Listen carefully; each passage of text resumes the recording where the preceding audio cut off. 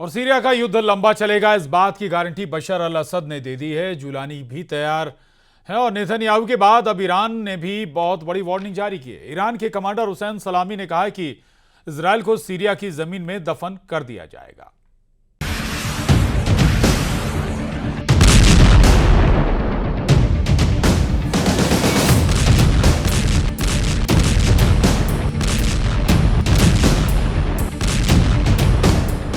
Commander Jolani ने हमले का आदेश दिया है और हमला इजरायली सेना पर होगा। कमांडर जुलानी इजरायल पर बम बरसाएगा। कमांडर जुलानी का सीरिया मिशन पूरा हो चुका है। दमिश्क के चप्पे चप्पे पर जुलानी के लड़ाकों का कब्जा है, लेकिन दमिश्क से मात्र 10 किलोमीटर दूर ही इजरायल क्या कर रहा है देखिए। इजरायल के इन धमाकों ने कमांडर जुलानी की नींद उड़ा दी है, इसलिए अब जुलानी ने अब बड़ा फैसला कर लिया है। फैसला इजरायली सेना के आगे झुकना नहीं बल्कि उसे झुकाना है। सीरिया की 1 इंच जमीन पर भी इजरायल का कब्जा जुलानी को मंजूर नहीं है, इसलिए कमांडर जुलानी ने अपने लड़ाकों को इजरायली सेना पर सीधे अटैक का फरमान जारी कर दिया।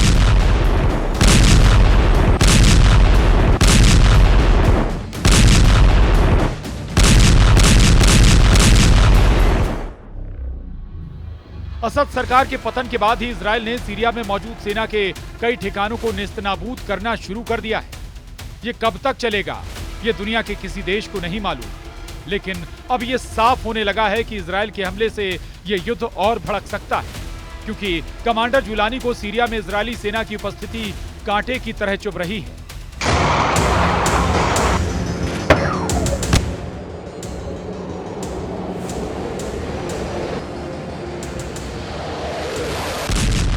इसीलिए जुलानी ने फरमान जारी किया है कि इजरायली सेना जहां भी दिखे उस पर हमला करे। जुलानी के हौसले बुलंद हैं। जुलानी असद का 54 साल का साम्राज्य खत्म कर चुका है। जुलानी की नजर इजरायल पर भी टेढ़ी हो चुकी है। कमांडर जुलानी ने इजरायल को इशारों में समझाना भी शुरू कर दिया है। जुलानी ने मीडिया से बात करते हुए कहा कि सीरिया पर जिसने भी हमला किया उसके मंसूबे आज तक सफल नहीं हुए और अब भी ऐसा ही होगा। HTS चीफ कमांडर जुलानी ने साफ कर दिया है, लेवांत की भूमि पर हमला करने वाला कोई भी साम्राज्य नहीं बचा है। उसका साम्राज्य समाप्त हो गया। मंगोलों ने लेवांत में प्रवेश किया, उनका साम्राज्य ध्वस्त हो गया। फारसी साम्राज्य लेवांत में था, उसका साम्राज्य गिर गया। रोमनों ने लेवंत पर कब्जा कर लिया, उनका साम्राज्य भी समाप्त हो गया। और अब जो भी यहां हमला करेगा उसका अंत तय है।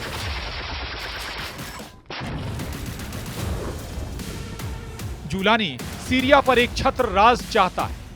उसे ना तो विद्रोहियों की डिस्टर्बेंस पसंद है और ना ही पड़ोसी मुल्कों की। जुलानी असद सरकार की हर निशानी को उखाड़ फेंकना चाहता है। सिर्फ इजरायल ही नहीं, जुलानी के खूनी आक्रमण से सालों से सीरिया में काबिज रूस को भागना पड़ा।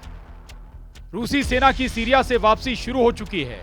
हर गुजरते दिन के साथ सीरिया से रूस की मौजूदगी धीरे धीरे कम हो रही है। सीरिया से आई इन ताजा सैटेलाइट तस्वीरों को देखिए, जिसे institute for the study of war यानी ISW के एक्स हैंडल से जारी किया गया है। 13 दिसंबर को सैटेलाइट कैमरे ने सीरिया में मौजूद रूस के सैन्य अड्डों की तस्वीरें ली। लताकिया के खमीमिम एयरबेस और टॉर्टस नेवल बेस की तस्वीरों में साफ साफ दिख रहा है कि रूस सीरिया को छोड़कर भाग रहा है।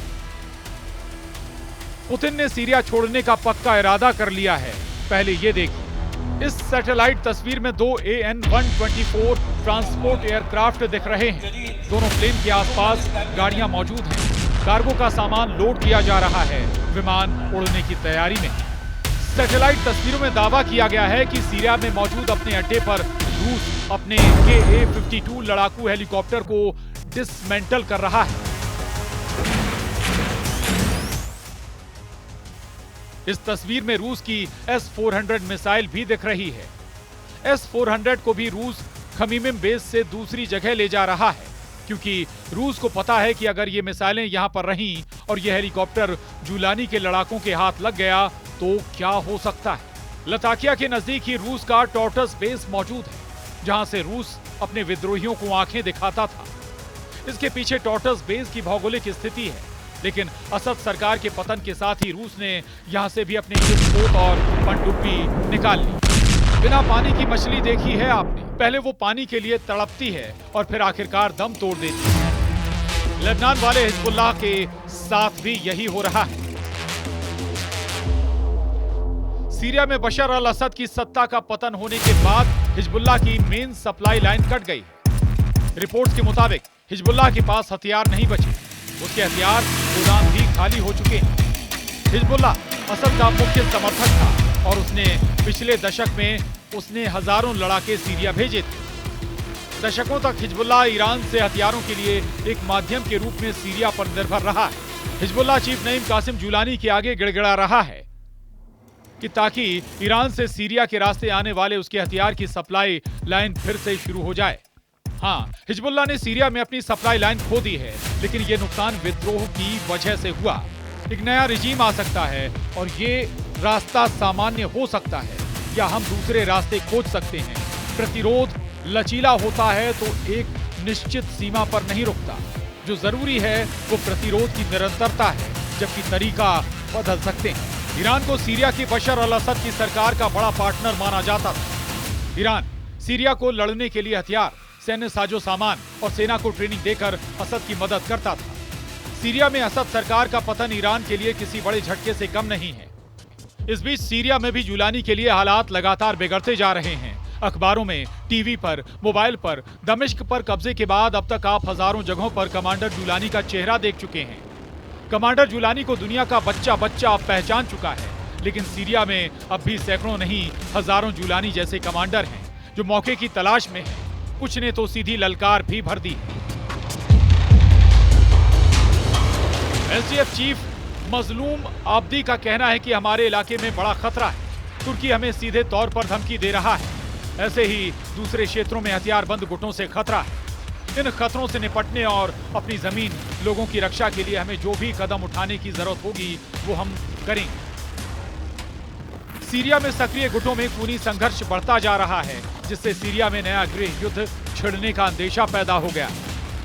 फर्स्ट पोस्ट की रिपोर्ट के मुताबिक सीरिया में तुर्की समर्थित सीरियाई नेशनल आर्मी यानी एसएनए और अमेरिका समर्थित सीरिया डेमोक्रेटिक फोर्स यानी एसडीएफ के बीच तनाव बढ़ रहा है। एसडीएफ कुर्द, अरब और सीरियन मिलिशिया का गठबंधन है।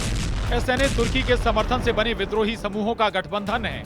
तुर्की और अमेरिका समर्थित गुटों के अलावा भी कई गुट सीरिया में संघर्ष कर रहे हैं, जिससे स्थिति बेहद ही बिगड़ चुकी है। सुपर पावर अमेरिका सीरिया के मौजूदा हालात को लेकर बहुत गंभीर है। अमेरिका के विदेश मंत्री एंटनी ब्लिंकन कई देशों का दौरा कर रहे हैं। अपने दौरे के पहले पड़ाव पर ब्लिंकन तुर्की पहुंचे। यहां उन्होंने पहले तुर्की के विदेश मंत्री से मुलाकात की, फिर राष्ट्रपति एर्दोआन से मिले। ब्लिंकन ने कहा कि अमेरिका क्षेत्र में शांति के लिए हर कोशिश करेगा। अमेरिका के विदेश मंत्री एंटनी ब्लिंकन कहते हैं, सबसे पहले हाँ, हम एसटीएस और दूसरी पार्टियों के संपर्क में हैं। हमने अपने संपर्क में आने वाले हर किसी को ऑस्टिन टाइस को ढूंढने और उसे घर लाने में मदद करने के महत्व के बारे में बताया है। हमने उन सिद्धांतों को भी साझा किया है जिन्हें अब पूरे क्षेत्र और उससे भी आगे के देशों द्वारा अपनाया गया है, और हमने उन्हें सूचित कर दिया है।